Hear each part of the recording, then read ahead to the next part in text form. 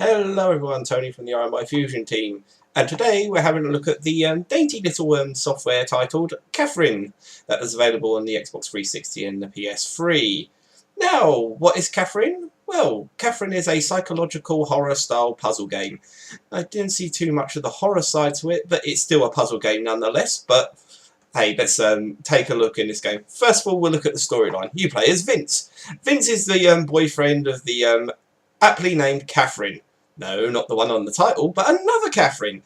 Yeah, you can see this is typical Japanese, so it's going to get confusing very fast. But either which way, Vincent and Catherine have been together for a good while now, and Catherine decides it's time to tie the knot and make Vince live to his responsibilities. However, the problem is, this is something Vince doesn't want to do, or he's very, very much confused over this time. He wants to be a man's man, he wants his freedom, so he's stuck in a deliberate cause of what's going on in his life between him and Catherine. That was until it got a little bit more complicated until he meets Catherine. Yes, his girlfriend's got a K, this new strange girl, Catherine, has a C, who kindly walks into his life one night while he's at his local bar, and then basically they end out in bed together, with him not knowing anything about what's going on. Yeah.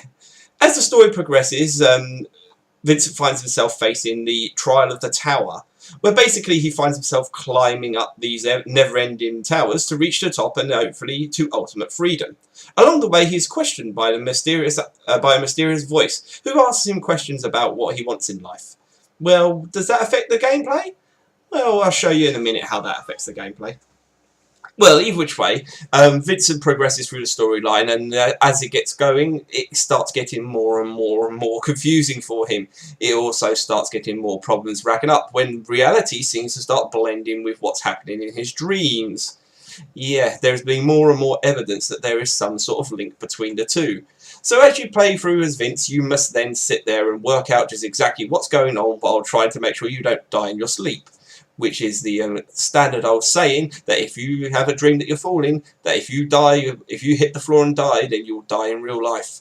That's supposed to be true as well. I've never had that dream, luckily. I've had a few when I'm falling, but luckily I've woken up before that's actually happened. If I end that as a pancake, I don't think I'm going to be smart too well. But either which way, that's the general outline of the story. I don't want to ruin it too much because it's just well worth playing. Now, when you go into the gameplay, yes, as we get going, Catherine has two elements. One major part, which is the puzzle element of the tower climb, and another part, which is just slight little odds and ends which you can do between stages. Now, when you start timing these towers, they're basically in blocks, so you can slowly, surely climb them up block by block. But of course, it's not going to be that easy, is it? So the first few puzzles start off you nice and easy, where you can actually pull and push blocks to help assist you get up. Yes, later on it does become a bit more complex, as blocks need to be pushed and pulled, and they need to be done in certain orders. Certain stages of the game actually require you to actually pull blocks into a sort of order which will help you progress. Very short stages, but very cryptic. Single pushes would be enough to actually get you to the top, or at least a couple single pushes. But if anything, the higher up you go, it does require you to use your brain power, literally to some point to the driven of frustration. And then as you go on further, it also introduces new blocks to you, just to sit there to either help you or bloody hinder you. Starting off with things like trampoline blocks, which help you throw yourself and pick up. Random blocks, which basically allow you to produce a random block. Then you also got things like bomb blocks, which detonate after a certain period of time. And then you also have heavier blocks, and then there's also blocks you can't move. Yeah, this game's got a lot of blocks in it. There are a few more blocks, but I won't tell you what they do, because one, they're a pain in the arse, and two, they could just really mess you over at the wrong timing. Now, the element of his choice inside this game, every time you finish a stage, you get to collect coins. Then there's a sheet where you can actually collect bonus items, and you can buy an additional item from.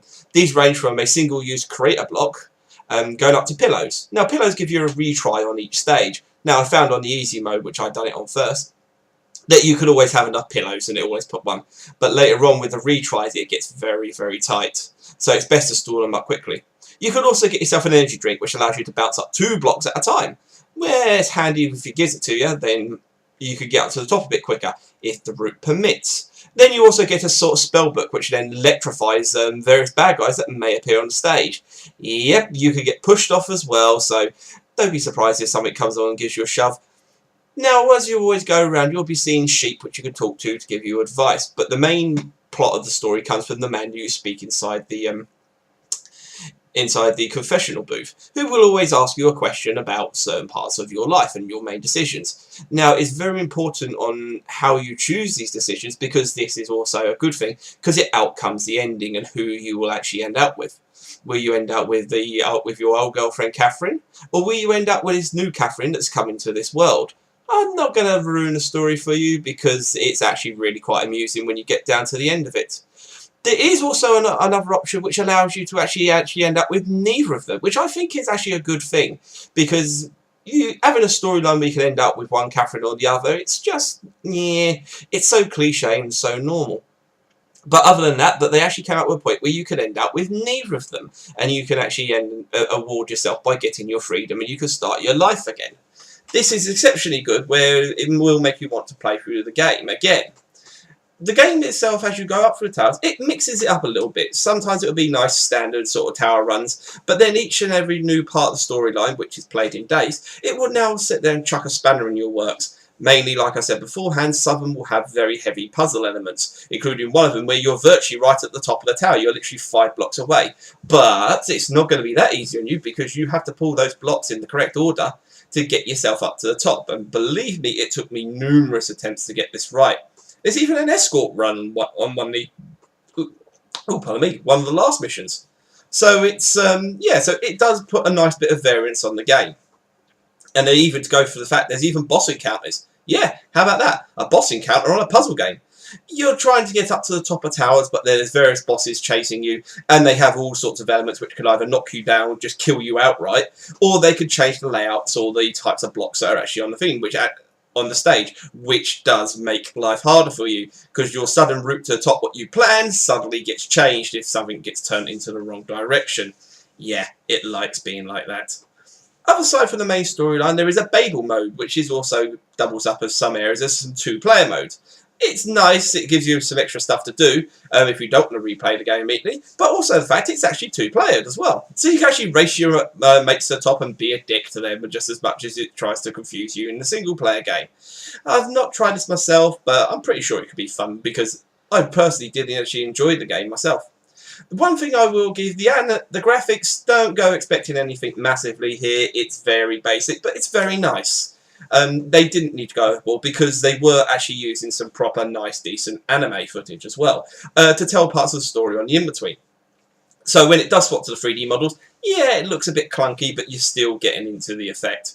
The storyline itself is really good. I think I did the whole game in about 10 hours. And believe me, some of the cutscenes in this game could give Metal Gear a run for their money. But they're necessary, and if you really want to see the whole game to completion and watch Vincent's torment, hey, it's maybe just the thing for you.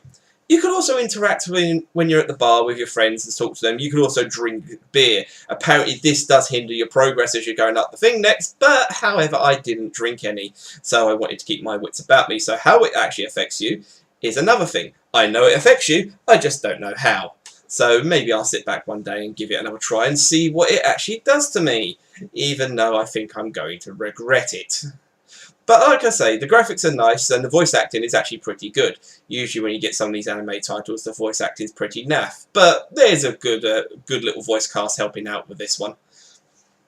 So yeah, Catherine, if you see this laying around, if you want to play something a little different that's going to stretch the brain cells instead of just going around shooting people all the time, then I highly recommend it.